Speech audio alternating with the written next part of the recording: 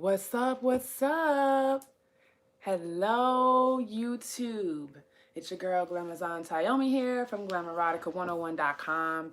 And I decided to get on and do a live. We just left off of Instagram. Yeah. Follow me on Instagram at Real Glamazon Tyomi. And follow this beautiful girl, Davia Frost, the Frosted Pleasure. She is a sex expert and also a sex coach. I've known her for what, 5 years now? About? Yeah. Going Oh on my 5 gosh, years. yeah. But it feels like a lifetime though. It does. And so we decided to get on YouTube Live and answer some sex questions. And I see some of you are already going in. Yes, dark and lovely, we are. Yes.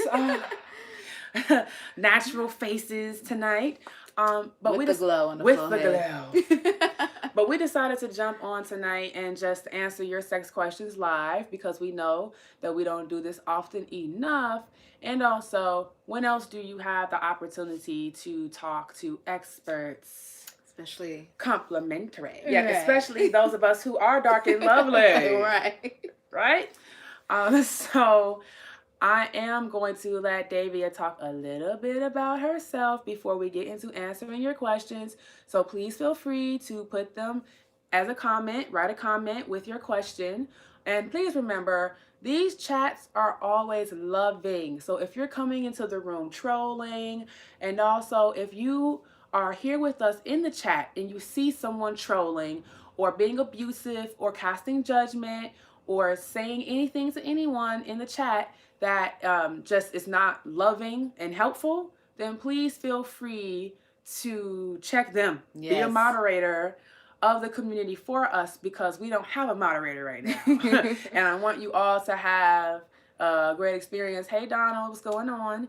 So I'm going to give Davia the floor to introduce herself and her work, and then we'll jump into some questions. All right. Hey, YouTube. My name is Davia Frost.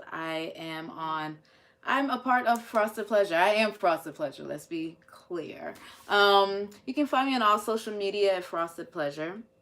I came into this space it's been about 10 years. Frosted Pleasure is only about 6 years old though. So yeah, I think we have known each other about 6 years. Mm-hmm. Yep, I met her when she was first getting started. Yes. And I always talk to her about her transformation because I'm like, I remember when I first saw you, so cute.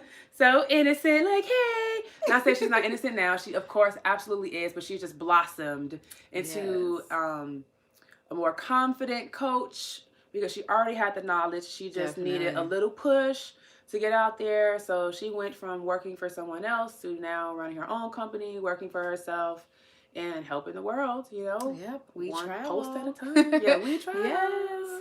So, my foundation is more rooted in like sacred sexuality. So just bringing energy and spirituality into the mix along with factual sex education and pleasure-based sex education at that. Mm-hmm. I speak to more women and hetero couples, honestly, not to say that I do not open the space for anybody seeking my guidance in just the field of sexuality. So I will not turn you away if you're not a woman or, straight, right? I do love everybody equally, and I'm here for you. Yeah, that's kind of about me. I travel with Glamazon Tyomi a lot of the time. We have traveled the world together and partners in liberation. Yes, linking arms and bringing you guys some very sexy, sensual, mind-altering and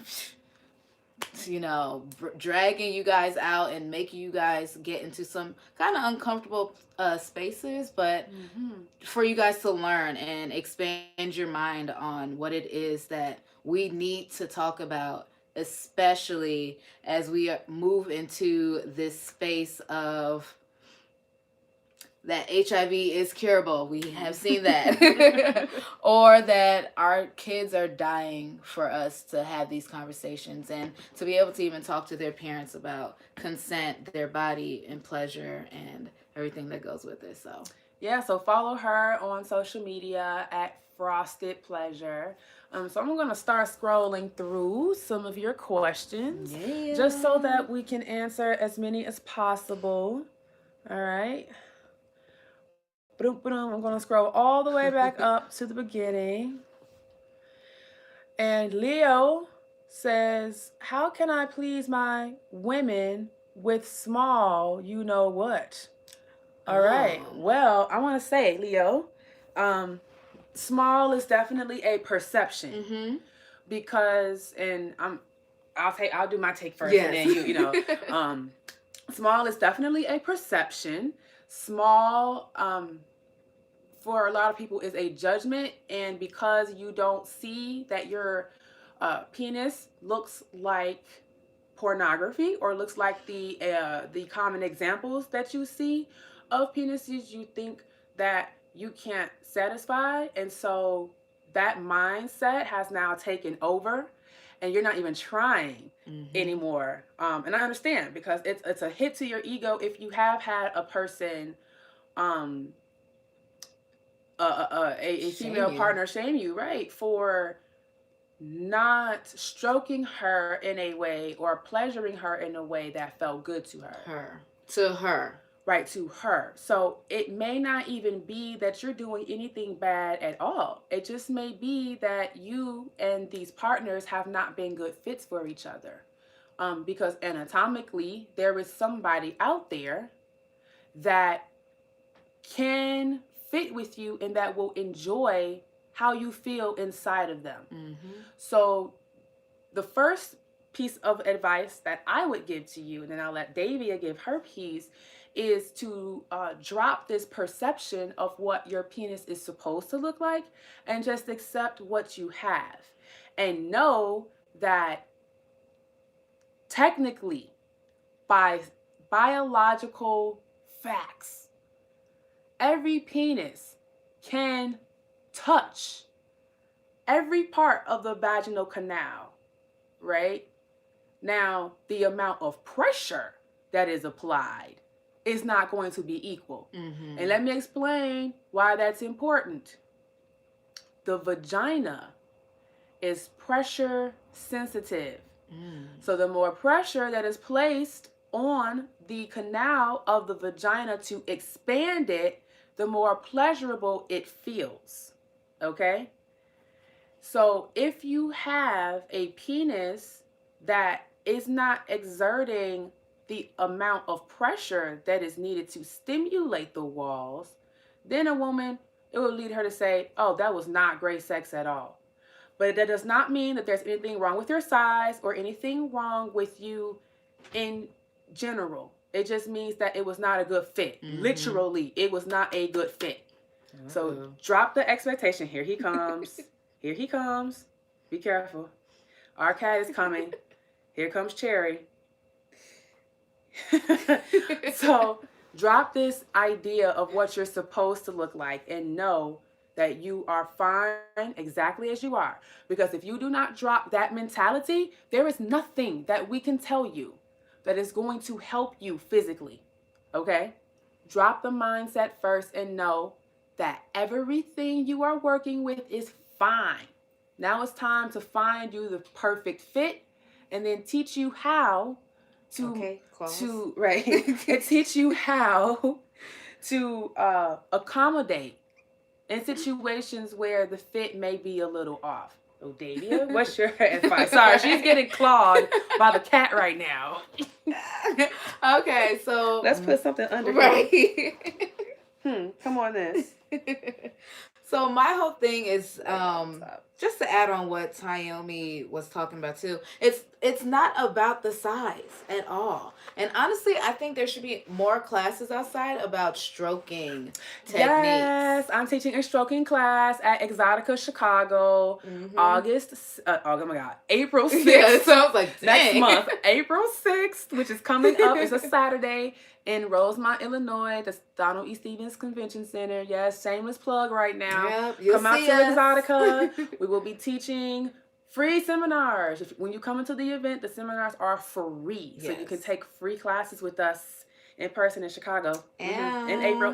Okay, back to you though. So, and with saying that, it's not necessarily the size that you have, and please understand there are going to be people who prefer a certain size for their own pleasure. And of course, everybody has to advocate for their own pleasure, but it's about how you're able to use it. It is about your skill set at the end of the day.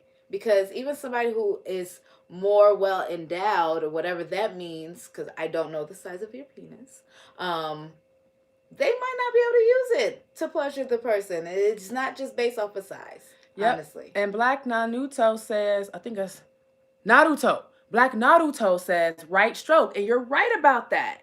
It's all about the stroke. I mean, the size matters because you do want to have a good matchup. And when you don't have the right matchup, it is the stroke that's going to get you through. More men need to learn how to stroke. And there are workouts, there are exercises that you can do, but you have to practice them.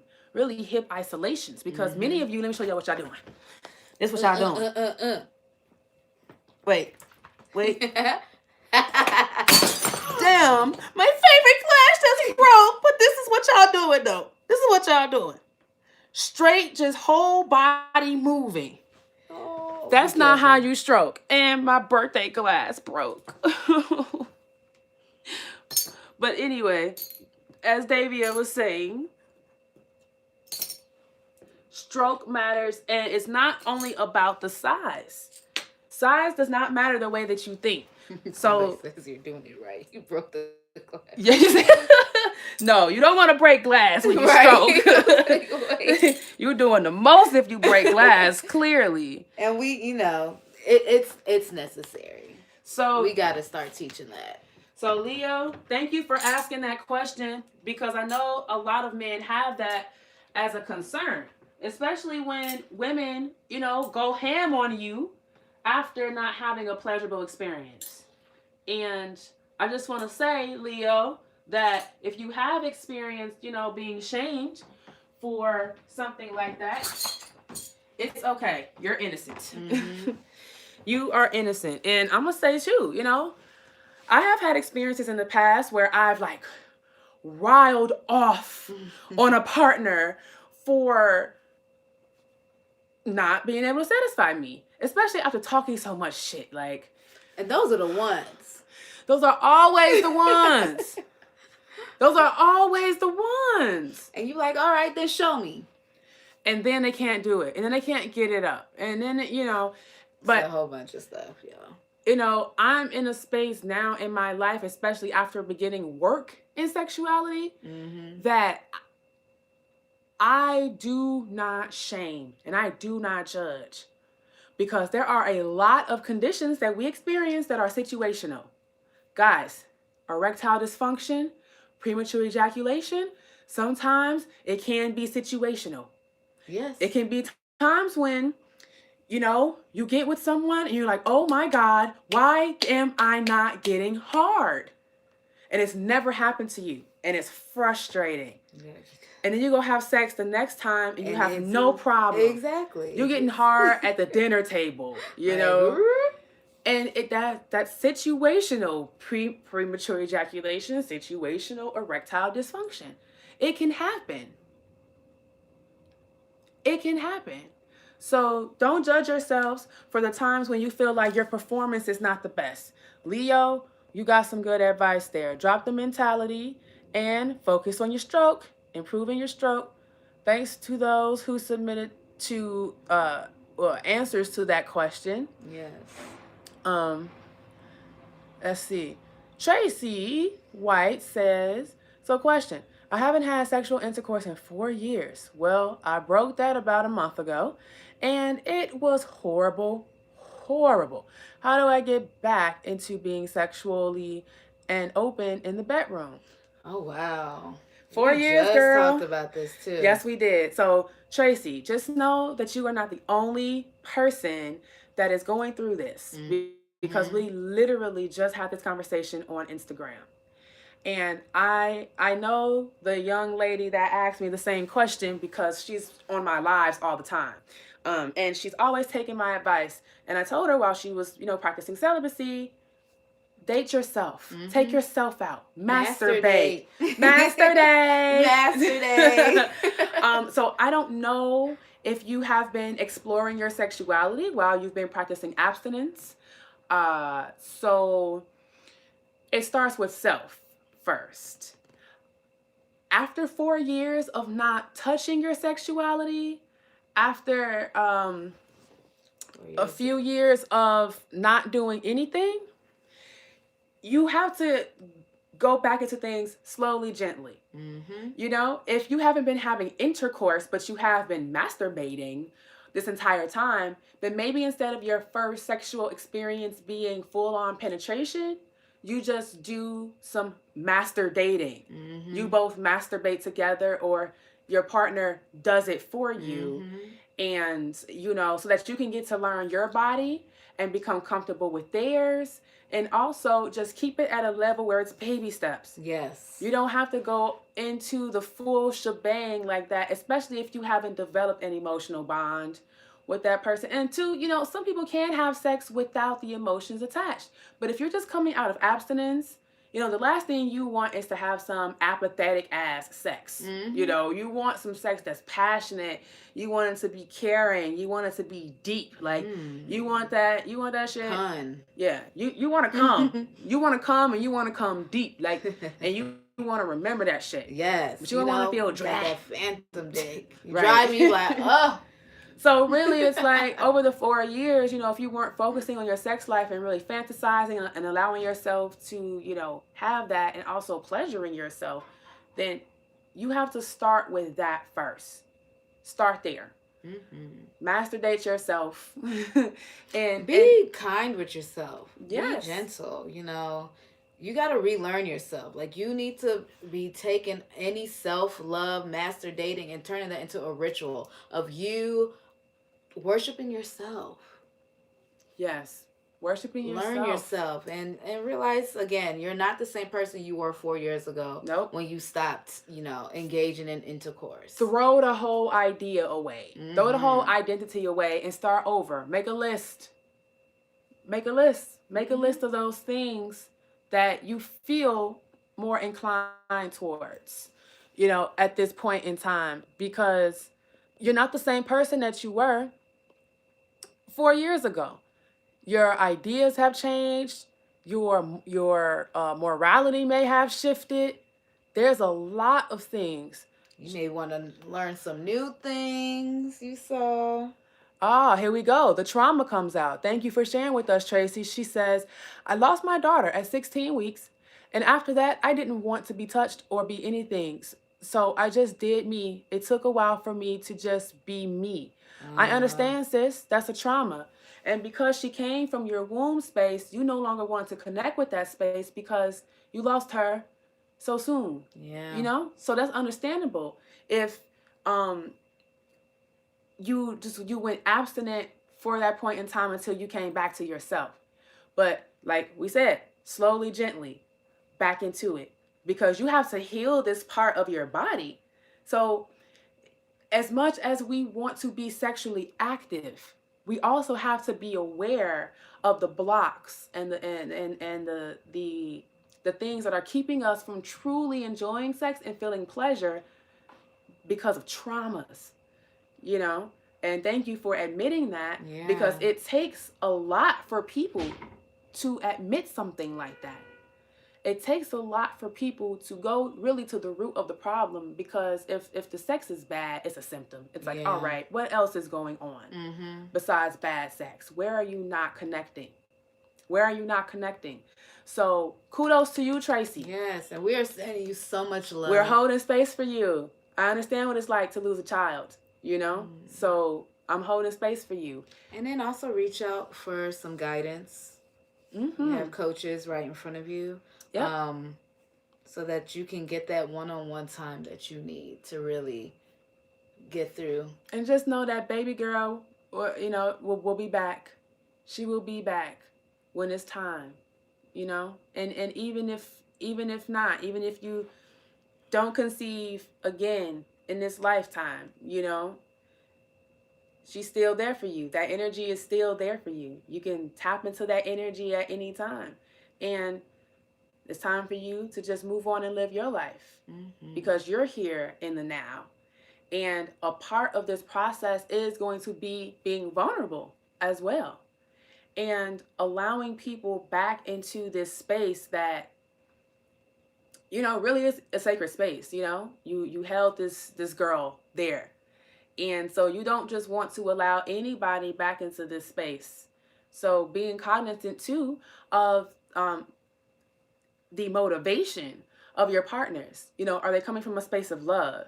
Because if they are, then your entire vulva, your vulva and your vagina will just will blossom and just become juicy and just, become welcoming to this person because they're giving you time. They're taking their time with you. They're allowing you to be vulnerable. They're creating a safe space for you. So, a part of the reason why many of us don't enjoy sex is because we're truly not connected with the people that we're hooking up with. And to ourselves. And to ourselves first. Yeah. When you're not connected to yourself. So you disconnected yourself from your womb space because you lost baby girl. And that's understandable. Any mother would do that. I mean, that's just like your body armoring you. Protecting in this case, trying to protect you because immediately with that loss, boom, you connected to your womb, you shut it down. So now you're opening this space back up again to the world. It really is like a flower, So she's like this and got some armoring around her. But with each experience you have, it's going to open up. But with opening up too, you're going to release a lot of stuff. And trauma is definitely one of it. So as you are having sexual experiences, I mean, we're getting deep with this because this is what it is. You know what I'm saying? You may cry. You may have moments where you feel, you're feeling all this stuff pouring out of you and you're masturbating, you're having an orgasm, but you're crying. And that's okay because that's you just releasing those unprocessed emotions that could still be held there, like impeding upon your orgasmic ability. And make sure the partner, if it is somebody that you're partner with, that they are mature, mentally sound, and able to hold that space for you without any judgment. Yes. You want to be evenly yoked in that way where you're going to have people who can hold space for you and not just be there to get whatever they can get out of you, So thank you, Tracy, for sharing with us. So happy we could hold space for you for that. That was the most vulnerable and authentic anyone has ever been with me on a live on YouTube. Wow. And I really appreciate that because for me, it just shows me how the shift is spacing. Oh my God. How the space is shifting for me on YouTube because there was a time where I was just like death. I was so afraid to get on YouTube and do lives because of the number of trolls and people coming here just saying rude, nasty things. But to have a conversation like this right now on YouTube and people are engaged is nice. Yeah. Appreciate you. It's a lot of trust too. All right, let's scroll and find another question. Jack Richard says, hey, sup, y'all? I'm just going to say Chris Brown was right. Bitches ain't loyal these days. LOL. Okay. That wasn't a question, so we'll move on from that. Corey B says, I've been in a sexless relationship for over 5 years involuntarily. It used to be enough for me to just masturbate, but I simply don't enjoy it anymore. How do I find the joy again? So when you say you're in a sexless relationship involuntarily, what do you mean by that? Yeah. Yeah. So Corey B, we're going to give you some time to answer that question. When you say you're in an involuntary sexless marriage. Wait, is that right? Sexless relationship. You're in an involuntary sexless relationship. What do you mean by that? And then we can expound on that a little more. And I understand if you don't want to masturbate anymore because at this point it's just like you're scratching the itch and it's becoming dull. Right. Show you how to stroke? No, we ain't gonna do that. I showed you how to do it the wrong way, though. Don't be breaking shit. R.I.P. R.I.P. My fucking iPad died. Oh, I miss my wine glass. That's the second wine glass I broke. All right, here we go. MMax717. Hello, Dr. Tyomi and Ms. Davia. I'm not a doctor. Thank you. I love eating the cat. What books can I get to improve on cunnilingus? And are there any techniques to prevent having tongue tiredness? This book will teach you how to maintain your tongue stamina. It will strengthen your tongue. And it's all about cunnilingus. It's called The Lowdown on Going Down by Marcy Michaels. It's on Amazon.com. Marcy Michaels, I swear to God, is the reason why my tongue is as long as it is. I feel like I've been able to stretch my tongue, and that's not something to go on record and say, but I just her tongue exercises have really helped improve my speech. Not that it needed any type of improvement, but it definitely has helped me with my speech and my oral sex game. And I read the book for people who want to perform fellatio. You know, you like to eat the cat, you got to get the lowdown on going down. The tongue is a muscle. Yes, it is. It has to be trained. The Lowdown on Going Down by Marcy, Marcy Michaels. And if you search it on Amazon or just put in The Lowdown on Going Down by Marcy, it'll pop up in Google. But that is the book you want to get to improve your cunnilingus game. And two, don't underestimate positions. You can have the same tongue stroke and the same tongue, motions and speed without having to do like crazy acrobatic stuff with your mouth if you just move the body or move your body, and do it in different spots, like, change up the angles. Changing up the angles can change up the entire experience. Adding a blindfold. Yeah, so I was just going to say, don't forget, use tools for what they're for. That way you can even have a blended orgasm. Can have a blended orgasm. She can have a clitoral orgasm and a full body orgasm at the same time, because everything is being stimulated while you're tongue stroking her. We have another person, Donaldson, that says, I haven't in 10 years until I met someone 5 months ago. You haven't had sex? I think I missed something. Oh, y'all having conversations in the chat as well. So, Trina, I think this is a suggestion. Can you do a video like the commercial video you did years back with the Routing Cowgirl? Your movements were on point, but yet I didn't understand it in your tutorial videos. It makes that sense. Well, it seems like, Trina, you need to take my class live with me. That's the best thing that you can do, because I'm not going to produce more Routing Cowgirl videos. I've produced enough, and I've done this class enough times and have it on tape enough times that I'm not putting it on tape anymore. I want to produce one professional DVD, and then that's it. And then after that, y'all got to get personal training. Positions. Right. Y'all got, yes, he did. Our cat's moving. But, I mean, I don't know how many more ways to explain it besides you getting into a personal coaching session with me. And I'm actually going to be launching you took it years ago, take it again, because it has evolved and it has changed. And, you got to practice. If you are not practicing isolating your hips regularly, you're going to lose it. All right. This is not like the whole, once you know how to ride a bike, you know how to ride it for life. No. If you don't practice, you might fall off. You will fall off. All the way off. Look, let me tell you something. When I have not rode dick in a long time, and I haven't been practicing and stretching and doing my hip movements and my yoni yoga, I feel that shit. You're like, wait a minute. I'm like, whoa, hold on. This should not defeat me right now. You know what I'm saying? This should not defeat me right now. So you have to practice. And I am definitely going to be producing more content that is visually like that video, because I really enjoyed that video. I enjoyed producing and directing that video. I took the class too, y'all. It was great. I took it in London, so I did this internationally. But yes, you have to really. It's like a flexibility. That's all it is.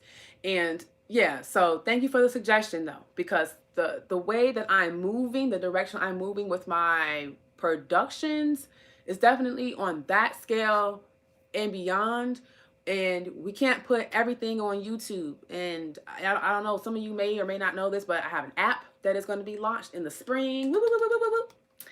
So all the stuff that I can't show on social media and on YouTube will be on that app, but there will be like YouTube friendly versions of things.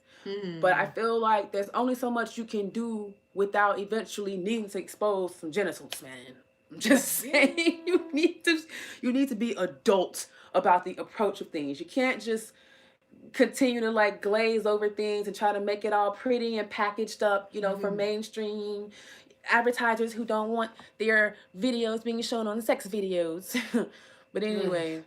And it's exhausting. Very, very, very. So thank you for that, Trina.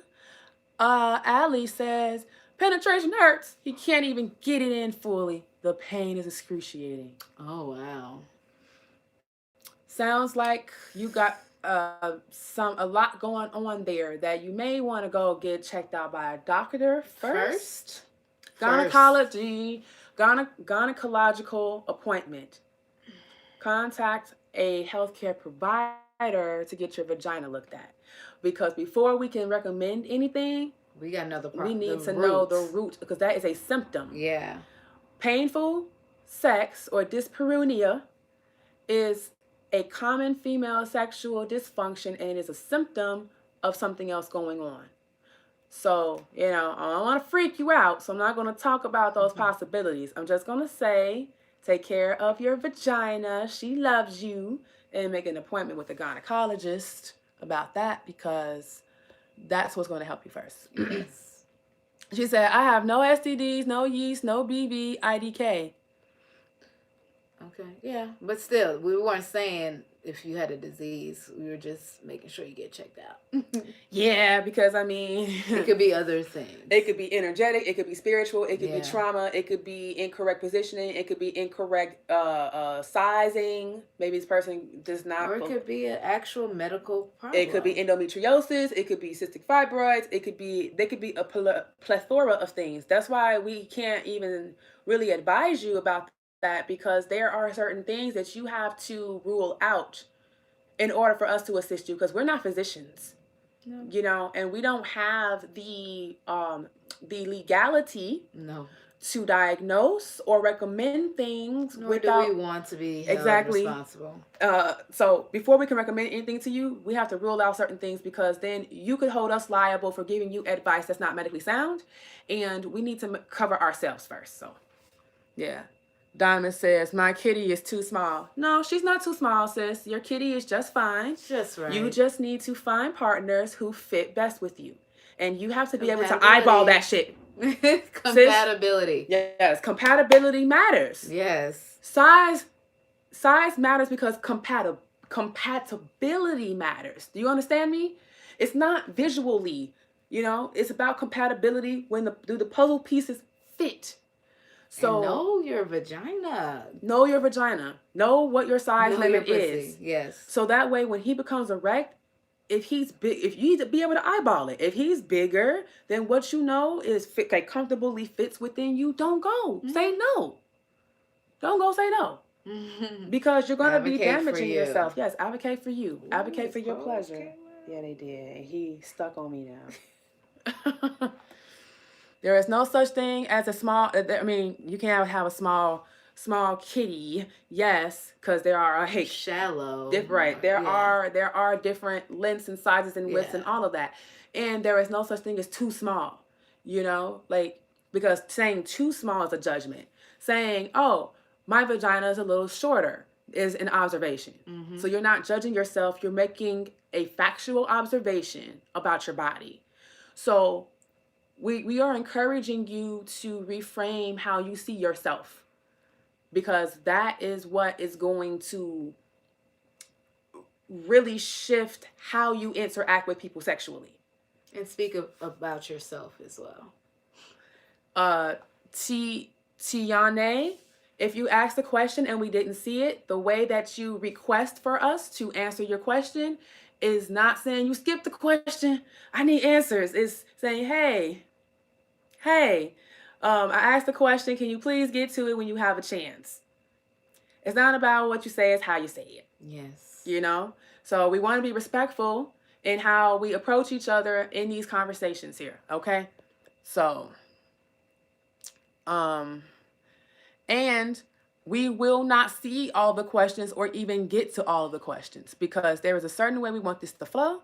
And you know what? I'm going to take 2 more questions because we've been on live for like the last 2.5 hours. So, as you notice my yawns. Yes. I mean, but I was feeling it too. Yeah. You know, YouTube takes a whole different energy. You know, we just held great space for Tracy. Yes. So I feel like, you know, we need a recharge. Yes, we do. Okay, here's one. Natalie says, hey, you ladies are awesome. I feel so insecure during sex and find it hard to enjoy it and verbally communicate during as well. I would really appreciate some wise words from you. Thanks. One wise word I'm going to say, Natalie, is to refrain from having sex with other people until you can advocate for yourself by first pleasuring yourself and figuring out what it is that you like and discovering those spots on your body that feel really good to you and really becoming clear about what sexual pleasure and what sex looks like to you also. Really getting that education, really taking a step back and saying, you know what, let me figure out what does feel good to me. Because right now it seems like you're in a loop where you just keep having these experiences because there's this expectation to show up and be sexual, right? Right. But you're not getting what you want because you really don't know at this point. So, and take a step the back. Sexploration. Personal. Yes. Sexploration. Take a personal sexploration for yourself. Make a list of those things that, because, you know, we focus a lot on, oh, that didn't feel good. Okay, well, how can it feel better? You know? And that's so true. The thing about sexual communication is knowing that, A, pleasure is your responsibility. So why do you communicate? You communicate so that you can express things that feel good and so that you can express things that you want to experience differently. Who communicates? Both partners. Sex is a team sport. It is. It's Especially a team when sport. You're partnered. When do you communicate? All the time. All the time. It Advocate for yourself. And we make requests. How demands. Do we communicate? We make requests, not demands. Hey, I would really like it if you would move this way. Hey, could you move a little to the left? Yes, that feels so much better. Thank you. Using please and thank you. Can you please move this way? And yes, gratitude is definitely needed because we don't get that a lot either, male or female. Honoring your partner with a thank you when they meet your request because it makes them feel appreciated. Exactly. And if they feel appreciated and you're expressing, oh, yes, thank you. Oh, my God, that feels so much better. Expressing something that feels good and making the request when you want to experience something different. Not implicating your partner of any wrongdoing. Not casting judgment on your partner, but just requesting to experience something different. That's it. And why do we communicate? To advocate for your pleasure. To let your partner know when they're doing a good job. To let your partner know when you do want to switch things up. So if you're having an issue with actually knowing what to say and how to say it, book a session so that we can practice together. And, you know, it starts there. And you have to start communicating about sex from the go. Exactly. From day one. Day one. Even on the first date. Yep. I'm serious. Even on the first date, you have to talk about sex. Because if not, you're just going to be on default. And that's what, guess what? That's where you are right now. Right now, you are having sex on default, and that's why you're not enjoying it, because you're just going through the motions and you're not speaking up for what you want because you don't know what you want. Mm-hmm. At least that's my assessment off of from your question. You know, I don't know you personally and all of how you interact, but from what I'm perceiving from what your question, that's what I pick up on. And so dial it back, figure out what it is that brings you pleasure, and then have those experiences by yourself. Yep. First. And then learn how to request these things of your partner, and by practicing making those requests. But it's baby steps. Start with yourself first. All right, one more question. One more, y'all. Look at Davia. Oh. We got a photo shoot tomorrow, y'all. Yes, we do.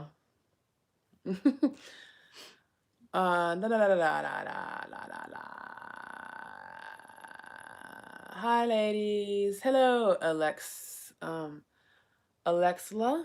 Hi, ladies. Have masses of fibroids that have caused my uterus to be stretched. My partner has mentioned it feels different. I do my Kegels, etc., but I'm just lost. What else can I do? Well, your partner making an observation that your vagina feels different doesn't mean anything. No. It's just an observation that your partner has made. And be careful, Cherry. There's glass right there. Go this way. Cherry? Hard-headed You know cat. what? You know what? Hold on. If he's trying to go in the bathroom and get some water. That's what he's trying to do. Who else has cats? Yes, who else has a cat? I'm married into a cat, y'all, and I love him with everything in my soul. I do. But sometimes he feels like my son. Oh, he went into the bathroom. I told you. I knew Cherry. what he was doing. I knew it. Let me just get this glass up. Yes, so give us 1 second. Yeah, give us a little interlude from earlier. Go have a drink. Drink some water. Drink. Look at your vulva or penis. You know. Okay, I think I got it all up. I think so. I mean,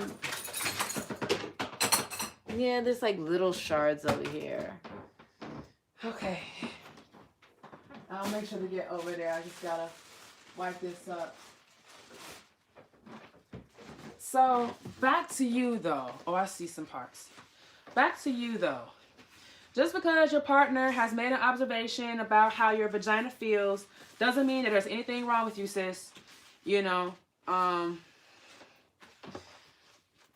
there's nothing more than that.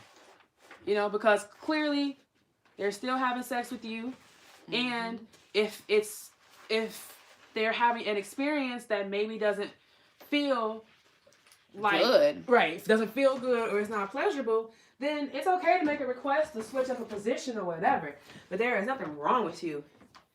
There's nothing wrong with you. And I'm sure you can still experience pleasure. Just release the idea that it means anything. Release this idea that it's a judgment. Okay? And then remember, the experience that your partner is having in penetrating you is not the experience you are having in being penetrated. Now, on the flip side, if they are being insensitive, you got to stick up for yourself. That means they're not worthy of your body. Sorry. No shaming. All right. So that's that. I see somebody said they have 4 cats. Okay, Abby. Oh my with the gosh. 4 cats. I'm a dog person, you guys. Bad. I do love Cherry. Bad Jamie says I have 2 cats. Oh. Yeah, Rob, there are a lot of questions. And there's so many more that I would love to answer, but we're coming up on the 45, and I want to go ahead and end this. But we'll do this again sometime soon. We're going to be together again. Yeah. This was fun. Thank you all for joining. Thank you all for tuning in. With us. Yes, holding space, for listening, for being engaged, and for talking to each other. I mean, while we're over here having a conversation and giving out advice and stuff, I'm not even paying attention to most of what's going on. Flying. Because I told you, it's way more interaction in the rooms on YouTube. But I really enjoy it.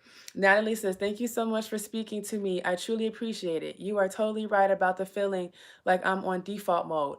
Viewing this as a sexploration is super helpful into my journey. I go. Yes. Yay. Yes, into your journey you go, sis. And if you need some support, we are here for you. And just know that it's always going to be a journey.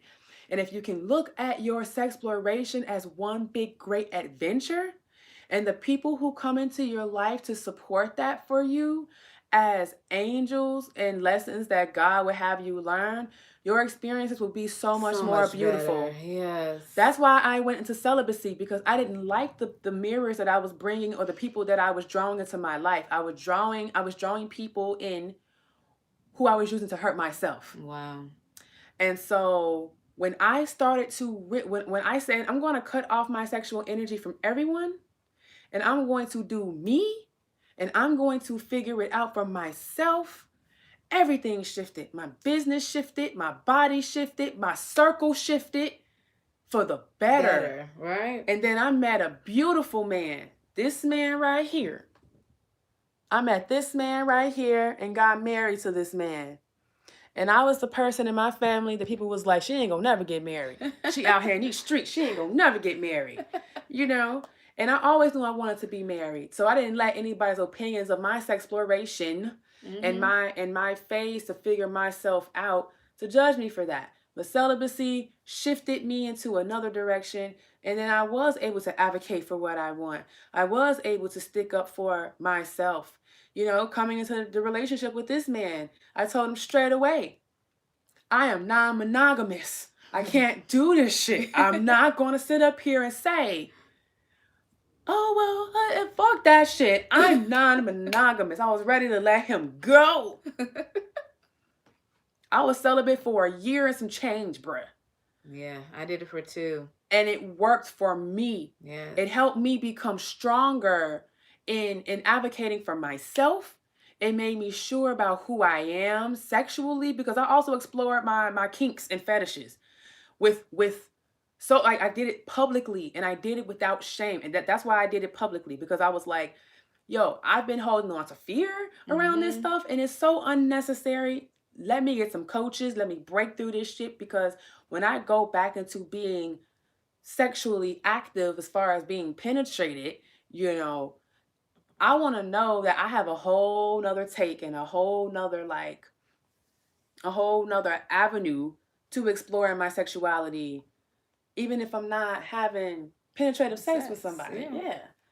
So, you know, good luck on your journey, and good luck to everyone. And remember, it's your journey. It doesn't have to look like anyone else's, yo.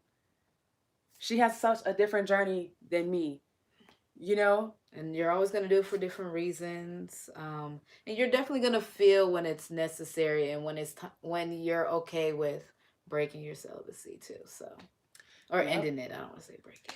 Yep. Enjoy your exploration. Get a journal. And everybody should do this. Get a journal dedicated to your sex life. Yes. Get a journal dedicated to your fantasies. Pleasure. Yeah. Yeah. Get a journal dedicated to your pleasure. And pleasure is more than just sexual pleasure. Spiritual, emotional, sensual, sexual. Cat. Yes. So thank you all for joining in. We'll be on at a later time. Hope you guys have a great night. Yes.